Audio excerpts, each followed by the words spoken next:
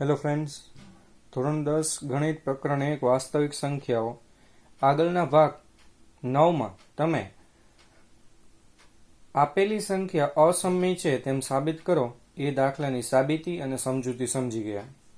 હવે આપણે આજે તે પ્રકરણમાં અંતિમ જે એનો મુદ્દો છે કે આપેલ સંખ્યાનું દશાંશ નિરૂપણ શાંત છે કે અનંત અને આવૃત એના વિશે આપણે અભ્યાસ કરવાનો છે. ચાલો વિદ્યાર્થી મિત્રો તેનો અભ્યાસ કરીએ. તો વિદ્યાર્થી મિત્રો, આપેલ સમય સંખ્યાનું દશાંશ નિરૂપણ. સમય સંખ્યાનું દશાંશ નિરૂપણ સમજતા પહેલા એ સમય સંખ્યાનું સ્વરૂપ કેવું હોય એ જોઈ લઈએ. તો સમય સંખ્યાના દશાંશ નિરૂપણમાં સમય સંખ્યાનું સ્વરૂપ p/q એટલે કે અપૂર્ણાંક સ્વરૂપ હોય છે. એના વિશે આપણે સમજી ગયા પહેલા જ કે અસમય છે સમય, એમાં આપણે સાબિતીમાં જોયું હતું કે સમય સંખ્યાનું સ્વરૂપ p/q હોય, જેમાં p છે એ અંશ છે અને q છે એને છેદ કહેવાય. હવે આપેલ સમય સંખ્યાનું p/q નું અપૂર્ણાંક જે સંખ્યા છે એનું દશાંશ નિરૂપણ બે પ્રકારે થાય. પહેલું શાંત દશાંશ નિરૂપણ અને બીજું અનંત અને આવૃત દશાંશ નિરૂપણ. તો દશાંશ નિરૂપણ શાંત છે કે અનંત અને આવૃત એ આપણને ખબર કેવી રીતે પડે? તો એ દશાંશ નિરૂપણ નક્કી કરવાના નિયમો છે. એમાં પહેલો નિયમ કે આપેલ સમય સંખ્યા p/q ના છેદ q ના અવિભાજ્ય અવયવીકરણ કરતા, એટલે કે શું કરવાનું? તો કે q ના ભાગ પાડવાના. તો તેમાં શું થાય? તો કે છેદના જ્યારે ભાગ પાડો તો છેદમાં 2 m ઘાત એટલે કે 2 ની કોઈ પણ ઘાત, 2 ની 1 ઘાત, 2 ની 2 ઘાત, 2 ની 3 ઘાત, 2 ની 4 ઘાત, એવી રીતે કોઈ 2 ની ઘાત આવે, અથવા એની જગ્યાએ 5 ની કોઈ n ઘાત. n ઘાત એટલે શું? કે 5 ની 1 ઘાત, 5 ની 2 ઘાત, 5 ની 3 ઘાત, એવી રીતે આવે. અથવા 2 ની m ઘાત અને 5 ની n ઘાત બંને આવે, એટલે કે 2 ગુણ્યા 5 આવે, 2 ની 2 ઘાત ગુણ્યા 5 ની 2 ઘાત, અથવા 2 ગુણ્યા 5 ની 2 ઘાત, એવી રીતે આવે. સમજવું હોય તો એમ કહી શકાય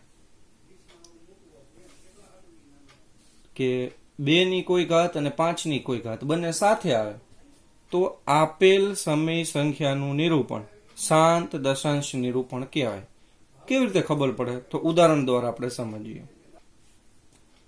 પહેલું ઉદાહરણ એકદમ સરળ છે. જો સૌથી પહેલા 13/8 આપેલા છે. 13/8 આપેલ સંખ્યા છે એ પહેલા તો કેવી છે? સમય સંખ્યા છે, અપૂર્ણાંક છે, એટલા માટે.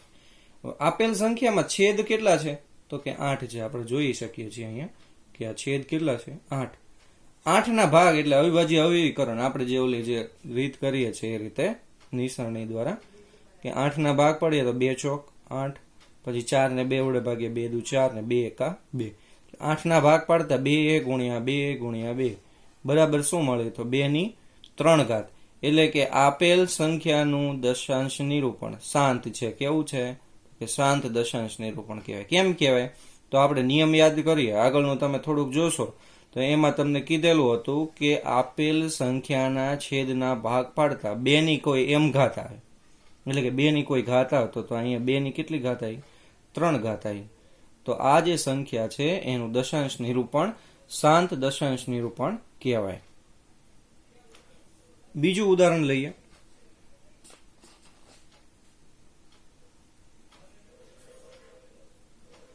કે 7 ના છેદમાં કેટલા લખીએ? 25. તો આપેલી જે સંખ્યા છે, પેલા તો સમય સંખ્યા છે, અપૂર્ણાંક છે એટલા માટે, પણ એમાં સંખ્યામાં છેદ કેટલા છે?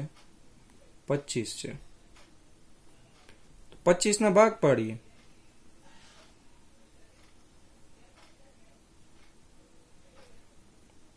5 નો 5 સાથે ગુણાકાર કરીએ એટલે 25. હજી 5 વડે ભાગાકાર કરીએ, 5 એકા 5. તો 25 બરાબર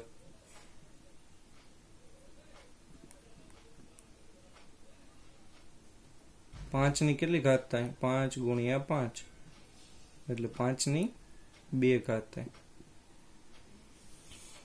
તો આ જે સંખ્યા છે એમાં એમ કીધેલું હતું આગળમાં જે નિયમ છે એમાં કે 2 ની m ઘાત હોય એટલે કે 2 ની કોઈ ઘાત હોય, 1 ઘાત 2 ઘાત 3 ઘાત, અથવા 5 ની કોઈ ઘાત હોય, તો અહીંયા 5 ની ઘાત આપણને મળેલી છે. 5 ની કેટલી ઘાત છે? તો 5 ની 2 ઘાત. તેથી આપેલ સંખ્યાનું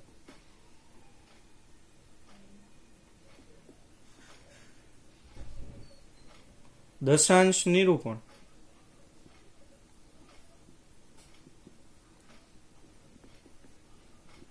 શાંત દશાંશ નિરૂપણ કહેવાય.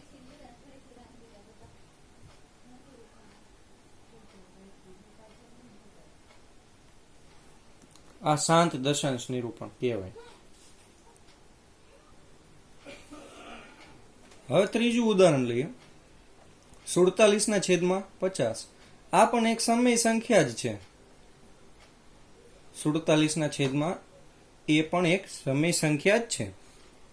આપેલ સંખ્યાનો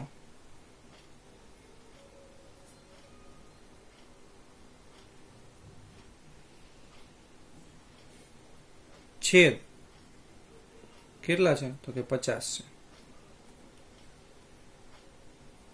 50 ના ભાગ પાડીએ. સૌથી પહેલા ભાગાકાર શેના વડે થાય? તો 2 વડે. 2 વડે 50 ને ભાગીએ કેટલો જવાબ આવે? 25. 5 વડે ભાગીએ હવે તો 5 અને 5 એકા 5. તો આવી રીતે 50 ના જે ભાગ પાડે લખીએ કે 2 ગુણ્યા 5 ગુણાકારમાં 5, એટલે કે 2 ગુણ્યા 5 ની કેટલી ઘાત થાય? 2 ઘાત થાય. 2 ગુણ્યા કેટલી થશે? 5 ની 2 ઘાત. 2 ની અહીંયા કેટલી ઘાત આપણે સમજી શકીએ? તો કે 1 ઘાત સમજી શકાય. લખાય નહીં પણ માત્ર સમજી શકાય. તો આમ આપેલી સંખ્યાના છેદના ભાગ પાડતા, છેદ 50 એના ભાગ પાડતા 2 ની m ઘાત અને 5 ની 2 n ઘાત, એટલે કે 2 ની અહીંયા 1 ઘાત અને 5 ની 2 ઘાત. મેં તમને આગળ નિયમમાં કીધું હતું કે 2 ની m ઘાત અથવા 5 ની n ઘાત, એટલે કે 5 ની કોઈ ઘાત હોય, અથવા 2 અને 5 બંનેની કોઈ ઘાત એક સાથે આપેલી હોય, ત્યારે આપેલી સંખ્યાનો દશાંશ નિરૂપણ શાંત દશાંશ નિરૂપણ કહેવાય. અહીંયા જુઓ તમે, આગળના જે 2 ઉદાહરણો હતા એમાં એકમાં એક માત્ર 2 જ હતા, એકમાં માત્ર 5 જ હતા. બંનેમાં ઘાત અલગ અલગ હતી. એવી રીતે અલગ અલગ ઘાત હોઈ શકે. હવે અહીંયા જે ઉદાહરણ આપેલું છે એ ઉદાહરણમાં 2 અને 5 બંને છે અને 2 ની ઘાત અલગ અલગ છે. જરૂરી નથી કે અલગ અલગ જ હોય, સરખી પણ હોઈ શકે, પણ અહીંયા અલગ અલગ છે. એટલે 2 ની કોઈ ઘાત અને 5 ની કોઈ ઘાત, એટલે કે 2 ની અહીંયા 1 ઘાત આપેલી છે અને 5 ની 2 ઘાત આપેલી.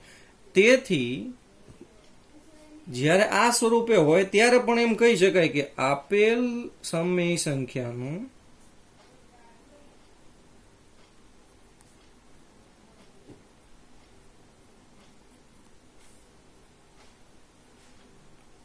દશાંશ નિરૂપણ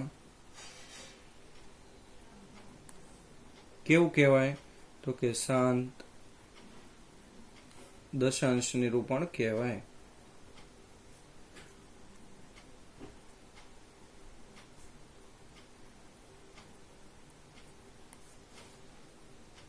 તો વિદ્યાર્થી મિત્રો, આ રીતે શાંત દશાંશ નિરૂપણ કેવી રીતે આપણે શોધી શકીએ, અથવા તો નક્કી કેવી રીતે કરી શકીએ કે શાંત દશાંશ નિરૂપણ, આ જે સંખ્યા છે એનું દશાંશ નિરૂપણ શાંત દશાંશ નિરૂપણ છે. તો આ રીતે તમે આ નિયમના આધારે, 3 ઉદાહરણોના આધારે તમે સમજી ગયા હશો કે આપણે કોઈ પણ સમય સંખ્યાનું શાંત દશાંશ નિરૂપણ આ રીતે આપણે શોધી શકીએ. એટલે કે નક્કી કરી શકીએ કે આ સંખ્યાનું દશાંશ નિરૂપણ શાંત દશાંશ નિરૂપણ છે.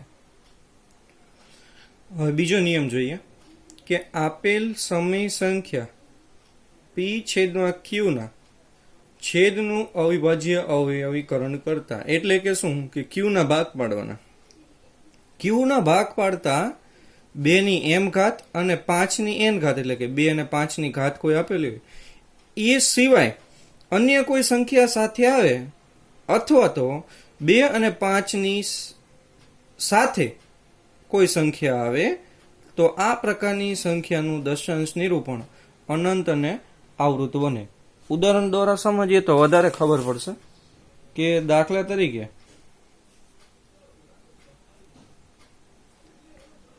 પહેલું ઉદાહરણ લઉં.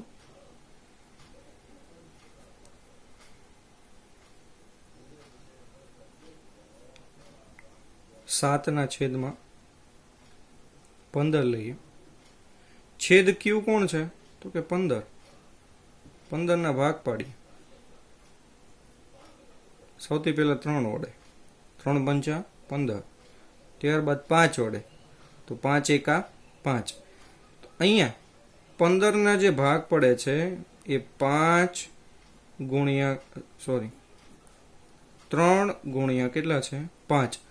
તો વિદ્યાર્થીઓ અહીં તમે જોશો કે ગુણાકારમાં 2 અથવા 5 એમાંથી કોઈ એક સંખ્યા આપણે આવે જ છે. કઈ સંખ્યા આવે છે? તો કે 5 આવે છે.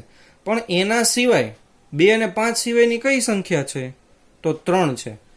આવી રીતે 2 અને 5 સિવાય અન્ય કોઈ સંખ્યા આપેલી હોય ત્યારે આપેલ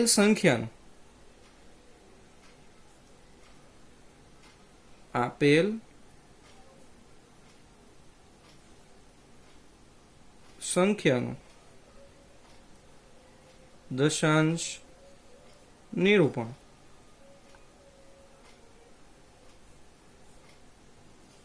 અનંત અને આવૃત બને.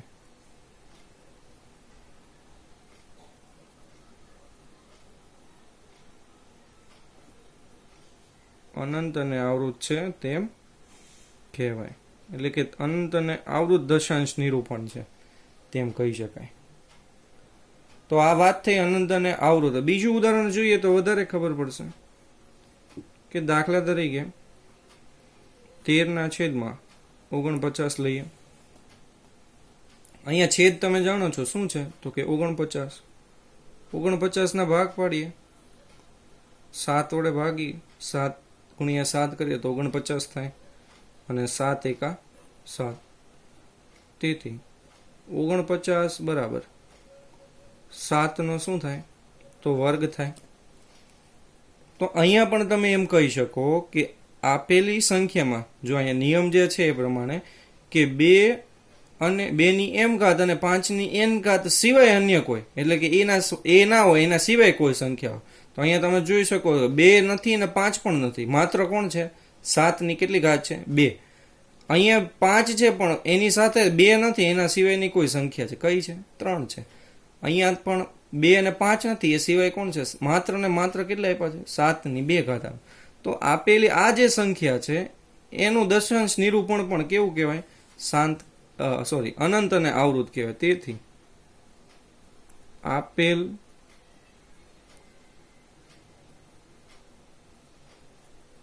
સંખ્યાનું દશાંશ નિરૂપણ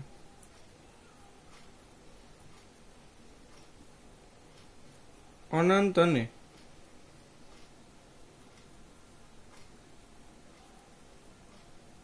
આવૃત છે. તો વિદ્યાર્થી મિત્રો, આ રીતે કોઈ પણ સમય સંખ્યાનું દશાંશ નિરૂપણ શાંત દશાંશ નિરૂપણ છે કે અનંત અને આવૃત દશાંશ નિરૂપણ છે એ આ પ્રકારે આપણે જાણી શકીએ. હવે આ વિડીયોમાં અહીંયા જે શાંત દશાંશ નિરૂપણ છે એને દશાંશ નિરૂપણ સ્વરૂપે કેવી રીતે દર્શાવવું એ હવે આપણે શીખવાનું છે. આપણે જાણીએ છીએ 17/8 પહેલું જ ઉદાહરણ લીધેલું કે આમાં આપણે 8 ના ભાગ પાડવાના છે. 8 ના ભાગ પાડીએ. 2 ચોક કેટલા થશે? 8. ફરી વાર 2 વડે ભાગાકાર કરીએ તો અહીંયા આવશે 2. હજી 2 વડે ભાગાકાર કરીએ 2 એકા 2. તેથી 8 બરાબર 2 ગુણ્યા 2 ગુણ્યા 2, એટલે કે 2 ની કેટલી ઘાત થાય છે? 3 ઘાત થાય છે. તો 17 છે. તેથી આપેલ સંખ્યાનું દશાંશ નિરૂપણ શાંત છે.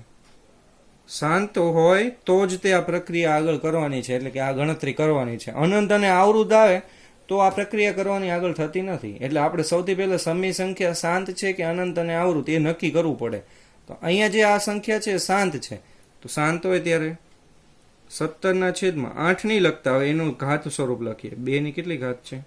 3 ઘાત. જેટલી 2 ની ઘાત હોય એટલી જ તે ગુણાકારમાં છેદમાં 5 ની કેટલી ઘાત કરવાની? 3 ઘાત કરવાની. જેટલી ઘાત હોય એટલે કે બંનેની ઘાત સમાન કરવી. ઉપર પણ 5 ની 3 ઘાત કરવાની. એટલે કે 17 એનો ગુણાકાર 5 ની 3 ઘાત, તો 5 ની 3 ઘાત એટલે 5 નો 3 વખત ગુણાકાર. 5 નો 3 વખત ગુણાકાર કરીએ તો જવાબ કેટલો મળશે? 125. અને છેદમાં 2 ની 3 ઘાત અને 5 ની 3 ઘાત છે, એટલે કે 2 ની 3 ઘાત એટલે 8 અને 5 ની 3 ઘાત એટલે 125. હવે 17 નો 125 સાથે ગુણાકાર કરીએ તો કેટલો જવાબ આવે? તો 2125. છેદમાં 8 નો 125 સાથે ગુણાકાર કરીએ તો 1000 આવે. કોઈ પણ સંખ્યાના છેદમાં 10, 100 કે 1000 આવેલા ત્યારે આપણે દશાંશ ચિહ્ન કાપી શકીએ. જેમ કે આ સંખ્યા 2125 માં છેદમાં 1000 છે, એટલા માટે અહીંયા જેટલા શૂન્ય એટલા દશાંશ ચિહ્ન કાપી શકીએ. એટલે 2.125 લખી શકાય.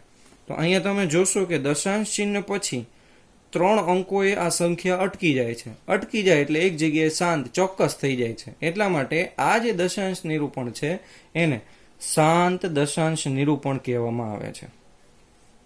બીજું ઉદાહરણ લઈએ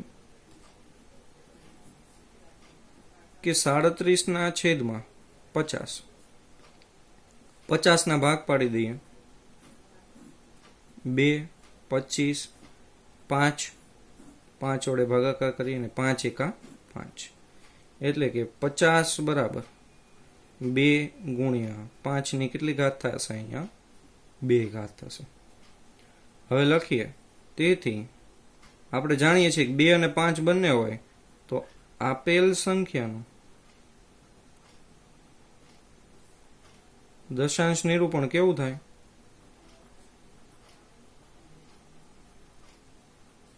શાંત થાય. શાંત હોય ત્યારે આપણે જે કહી શકીએ કે ભાઈ 37 છેદમાં શું આપેલું છે? તો કે 2 ગુણ્યા 5 ની કેટલી ઘાત છે? 2 ઘાત. હવે વિદ્યાર્થી મિત્રો, અહીંયા તમને 2 અને 5 બંને આપેલા છે. અહીંયા માત્ર 2 જ આપેલા હતા. અહીંયા 2 અને 5 બંને છે. અહીંયા 2 ની કેટલી ઘાત હોય? તો 1 ઘાત હોય. તો 2 ની 1 ઘાત, અહીંયા આપણે જેમ કહ્યું કે 2 ની અને 5 ની બંનેની ઘાત સમાન હોવી જોઈએ. તો અહીંયા 2 ની 1 ઘાત છે, પણ 5 ની કેટલી ઘાત છે? 2 ઘાત. તો 2 ની 1 ઘાતને આપણે 2 ની 2 ઘાતમાં ફેરવીએ. એ કેવી રીતે શક્ય બને? તો ગુણાકારમાં જેમ અહીંયા 5 ની 3 ઘાત માટે ખૂટતો, તો એમાં અહીંયા 2 ની કેટલી ઘાત છે? 1 છે. 1 માં કેટલા ઉમેરીએ તો 2 થાય, તો 1 ઉમેરીએ તો 2 થાય. એટલે 2 ની 1 ઘાત વડે ગુણાકાર અને 2 ની 1 ઘાત વડે ભાગાકાર. જે ખૂટતું હોય 1 ને 1 કેટલા થઈ ગયા? 2 થઈ ગયા. ઉપર 1 જ રહેશે. એટલે 37 નો ગુણાકાર 2 સાથે અને નીચે અહીંયા જે આપેલું છે કઈ સંખ્યા છે? તો 2 ની 1 ઘાત છે અને ગુણાકારમાં 5 ની 2 ઘાત. અહીંયા જોઈએ 37 ગુણ્યા કેટલા થશે? 2 થશે. છેદમાં 2 ની 1 ઘાત અને અહીંયા પણ 2 ની 1 ઘાત. 2 ની 1 ઘાત અને 2 ની 1 ઘાત એટલે 2 ની કેટલી ઘાત થઈ જાય? 2 ઘાત. આધાર સરખો હોય ત્યારે ઘાતનો સરવાળો થાય. અહીંયા 2 અને 2 બંનેની આધાર સરખો, તો ઘાત 1 અને 1 નો સરવાળો. 5 ની 2 ઘાત તો છે જ તે, અહીંયા ઉમેરવાની જરૂર જ નથી. ગુણાકાર કરીએ 37 નો 2 સાથે ગુણાકાર એટલે 74 છેદમાં 2 ની 2 ઘાત એટલે 4 ગુણાકારમાં 5 ની 2 ઘાત એટલે 25. તો 74 છેદમાં કેટલા આવશે? 100 આવશે. તો 2 પોઈન્ટ કાપીએ તો 0 પોઈન્ટ કેટલા થાય? ચુમ્મોતેર. આ સંખ્યા પણ ચારે અહીંયા અટકી જાય છે, 0 પોઈન્ટ પછી 7 અને 4. તો જે સંખ્યા આવી રીતે પોઈન્ટ પછી કોઈ એક અંકે અટકી જતી હોય તો એવી સંખ્યા છે એનું દશાંશ નિરૂપણ શાંત દશાંશ નિરૂપણ છે તેમ કહેવાય. તો વિદ્યાર્થી મિત્રો, આ રીતે પહેલા તો આપણે સંખ્યાનું દશાંશ નિરૂપણ નક્કી કર્યું કે શાંત દશાંશ નિરૂપણ છે કે અનંત અને આવૃત દશાંશ નિરૂપણ છે. તે નક્કી કર્યા બાદ જો આપણને ખબર પડે કે આપેલી સંખ્યાનું દશાંશ નિરૂપણ શાંત છે, તો આ પ્રક્રિયા દ્વારા આપણે એ સંખ્યાનું દશાંશ નિરૂપણ શોધી શકીએ. એટલે કે 17/8 17/8 એનું દશાંશ નિરૂપણ કેટલું કહી શકાય? તો 2.125 અને 37/50 એનું દશાંશ નિરૂપણ કેટલું કહી શકાય? 0.74. તો વિદ્યાર્થી મિત્રો, આ રીતે આપણે આ દાખલાઓ ગણી શકીએ. તમારે વિડીયોમાં આ દાખલાઓ જે આપેલા છે એને તમારી નોટની અંદર ઉતારવાના છે. Thank you.